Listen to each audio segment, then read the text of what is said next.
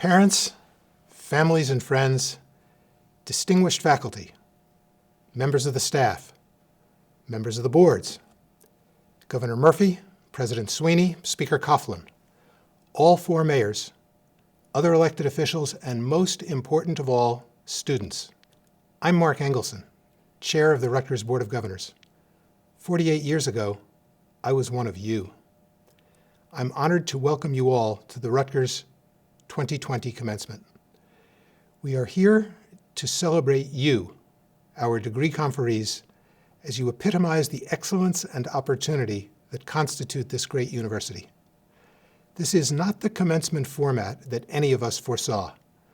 You, our graduates, couldn't have expected that you would spend your last semester in a world of social distancing and online learning, especially not in President Barchi's final term, when we should recognize in a special way his transformative leadership over these past 8 years.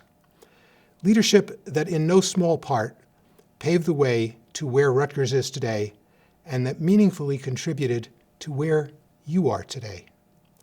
The creation of RBHS and of the Honors College, our membership in the Big Ten Academic Consortium and in the Big Ten Athletic Conference, recruitment of preeminent faculty, and a building plan that forever has transformed the face of our campuses, among many other things.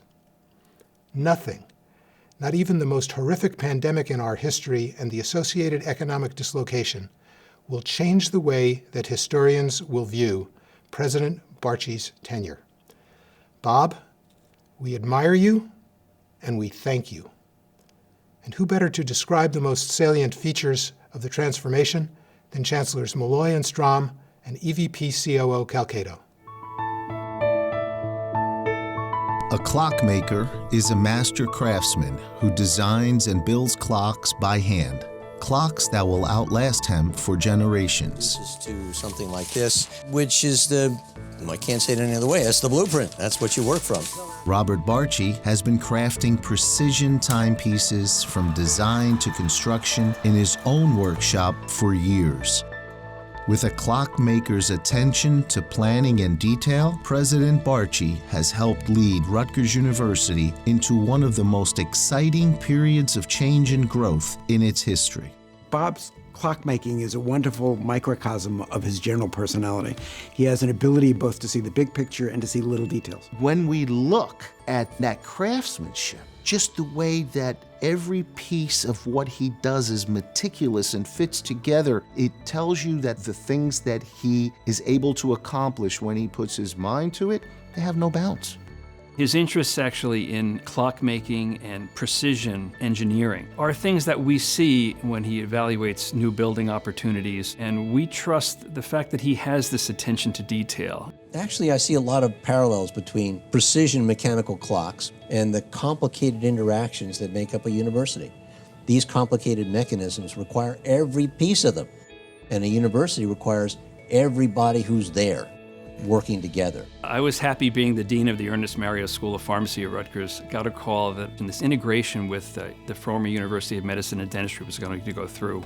When we all met Bob, clearly he was a physician scientist who had the academic background to really help us in what was going to be a very serious process over the next several years. The opportunity to do what we could do here with this integration was unique. I didn't see anything like that anywhere else in the country, and it just was too good of an opportunity to pass up to try to get that to happen. Having a president who really understood how healthcare is similar as a part of a university, but how healthcare it needs to be different, really was critical in bringing the two sides together. So this was the largest integration of higher education entities in the history of the U.S. He emphasized that this was not a merger or an acquisition, that this was an integration. It reinforced the way that we were thinking about this being a win-win for both universities. We have really dramatically changed the landscape of both healthcare education in New Jersey, but more importantly, in many ways, healthcare in New Jersey. And in the process, we are building one of the best academic medical centers in the country. None of that would have been possible without Bob's support. He didn't stop there, and he could have. But he decided that's not where I'm going to stop. He launches a strategic plan. The first thing that we actually needed to do was to get a strategic plan and a strategic vision so that we could decide what it is we wanted to do. So it was critically important to him that we include as many stakeholders as we could possibly marshal.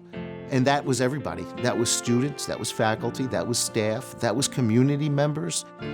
The goals envisioned in the strategic plan required the design and implementation of a corresponding physical master plan, which now has become the blueprint for a new era at Rutgers. We've been implementing the 2030, the physical master plan, for the last 5 years. So it is a success. And we're able to implement it because we had buy-in from the whole community, because it became part of Rutgers. It became part of the culture as we move forward. Bob's going to be remembered for a number of incredibly important things. He's going to be remembered as one of the big builders. He's going to be remembered for the integration of the healthcare enterprise into the university. He's going to be remembered for building a business-like infrastructure and having the organization operate much more like a business. But most of all, he's going to be remembered for launching Rutgers into a next phase of greatness. President Barchi will be known as the transformational president for this university. It's the whole infrastructure that he's helped to create, this whole outline of what Rutgers will look like in the next 10, 20, 50 years. For me, as an alumnus of Rutgers, that's really been very important. We'll last another 250 years. We'll be ringing the bell on the banks of the old Raritan for a long time to come. History will smile well down on Bob Barchi. He will be noted as probably the most transformative president we have ever had, and I believe that. He was, without a doubt, the right man at the right time.